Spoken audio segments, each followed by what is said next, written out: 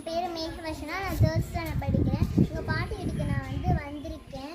நான் எனக்கு ஒரு ஹேர் பேக்கை பற்றி தான் வீடியோ எடுக்க போகிறேன். அதுக்கு தேவையான இன்க்ரீடியன்ஸ்லாம் எங்கள் பாட்டி வீட்டிலே இருக்குது. வாங்க உங்களுக்கு காட்டுறேன். ஃபஸ்ட்டு செம்பருத்தி லீவ்ஸ், கருவேப்பிலை, அப்புறமா துளசி, கொஞ்சமாக வெத்தலை, அதுக்கப்புறம் கற்பூரவள்ளி,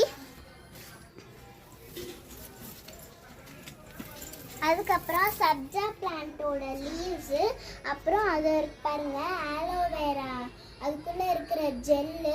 இந்த இன்க்ரீடியன்ட்ஸ் கூட ஊற வச்ச வெந்தயம், பாசிப்பருப்பு, கொஞ்சமாக கசகசா, அதுக்கப்புறம் 4 சின்ன வெங்காயம், இதெல்லாம் சேர்த்து நல்லா பேஸ்ட்டாக அரைச்சிக்கோங்க.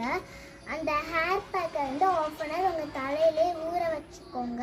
இந்த ஷாம்பூலாம் சேர்க்காதீங்க. ஷாம்பூலாம் போட்டால் நல்ல கெமிக்கலாக இருக்கும். இதெல்லாம் நேச்சுரலாக கிடைக்கிற திங்ஸை வச்சு தான் நம்ம இந்த ஹேர் பேக் செய்கிறோம்.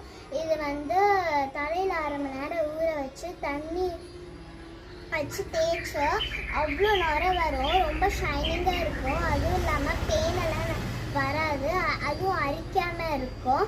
இந்த கிட் அட்வைட்ஸ்க்கு தான் நான் பண்ணுறேன்.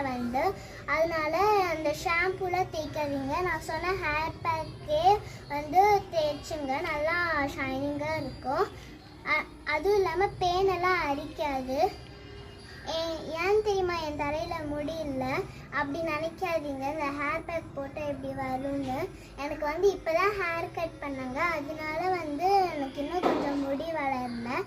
அடுத்த வீடியோவில் பார்க்கலாம். பாய்.